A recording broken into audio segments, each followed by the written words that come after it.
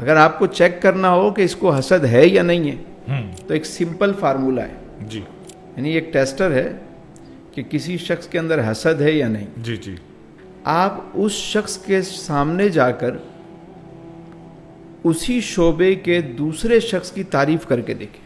نا نا نا نا تو بڑا گناہ کبیرہ ہو جائے گا. ایک پیر صاحب کے سامنے آپ دوسرے پیر کی تعریف کر کے دیکھیں. سر گناہ کبیرہ ہو جائے گا.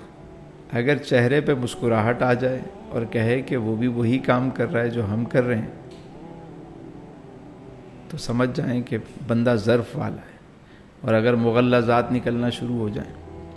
ایک صاحب علم کے سامنے کسی دوسرے صاحب علم کی تعریف کر لیں, آپ کو اندازہ ہو جائے گا. ایک شاعر کے سامنے دوسرے شاعر کی, توبہ توبہ. ایک نعت خواں کے سامنے دوسرے نعت خواں کی تعریف. کیسی باتیں کر رہے ہیں, یہ تو ناممکن ہے. تو اس کا مطلب کیا ہے؟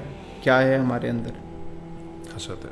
ایک قوال کے سامنے دوسرے قوال کی تعریف کریں. ایک سیاست دان کے سامنے دوسرے سیاست دان کی تعریف کر کے دیکھیں. ایک کرکٹر کے سامنے دوسرے, ایک اداکار کے سامنے دوسرے اداکار کی تعریف کریں. نا نا نا. اگر ظرف والا بندہ ہے تو وہ کیا کہے گا؟ کہے گا بھائی وہ بھی فنکار ہے, میں بھی فنکار ہوں, اللہ نے اسے بھی فن دیا ہے, مجھے بھی دیا ہے. وہ بھی ثناخواں ہے, میں بھی ثناخواں ہوں, ہم دونوں ایک ہی. یعنی مجھے یاد ہے ایک اللہ والے تھے, ان کا ایک ادارہ تھا جی, دینی درسگاہ تھی بہت بڑی, اور بہت بڑے نیک آدمی, واقعی اللہ والے تھے ماشاء اللہ. عارفین کے یہاں جو سب سے اہم چیز جس پہ کام کیا جاتا ہے وہ اندرونی بیماریاں ہیں, باطنی بیماریاں. وہ حسد پہ کام کریں گے, وہ بغض پہ کام کریں گے, وہ اناد پہ کام کریں گے, وہ چغل خوری کے بارے میں, وہ جھوٹ کے بارے میں بتائیں گے, وہ بتائیں گے آپ کو کہ بد نگاہی کیا ہوتی ہے, وہ آپ کو یہ چیزیں بتائیں گے. بات سمجھ میں آ رہی ہے؟ جی جی. تو عارفین کے ہاں باطنی بیماریوں پر زیادہ زور دیا جاتا ہے. تو وہ واقعی اللہ والے تھے, ان کی درسگاہ تھی. تو کسی شاگرد نے آ کر بتایا کہ حضور برابر میں قریب ہی ایک اور ادارہ بن رہا ہے. تو وہ بیٹھے بیٹھے کہنے لگے اچھا ایک بات بتاؤ, تم نے اپنی پیٹھ پر سامان لادا ہوا ہو اور سفر میں ہو, راستے میں کوئی شخص تمہیں ملے اور وہ کہے کہ یہ جو تھیلا ہے ایک مجھے دے دیں, ہم یہ بوجھ بانٹ لیتے ہیں, واہ واہ واہ واہ, تمہیں کیسا فیل ہوگا؟ واہ واہ واہ, کیا عمدہ مثال ہے. اللہ والوں کی کیا بات ہے حضور, بہت اچھا فیل ہوگا. کہا بس وہ تو محسن ہے, واہ واہ, ہمارا بوجھ کم کرنے آ گئے.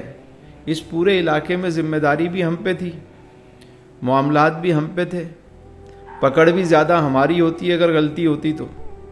اب بوجھ تقسیم ہونے ہو جا رہا ہے. سبحان اللہ, سبحان تو بڑی اچھی بات ہے. سبحان اللہ, سبحان اللہ. انہیں تو آپ مٹھائی بھجوائیں. بہت عمدہ مثال دی. سبحان اللہ. یعنی آپ جس شعبے میں کام کر رہے ہیں اگر اسی شعبے میں کوئی اور آ گیا ہے تو یار آپ کو تو خوش ہونا چاہیے.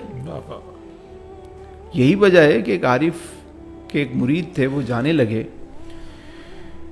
تو کہا حضور مجھے اجازت دیجئے, میں کہا بیٹا جاؤ, کہا کچھ نصیحت کیجئے. تو فرمانے لگے نصیحت یہ ہے کہ تبلیغ کے لیے اپنی زبان استعمال مت کرنا.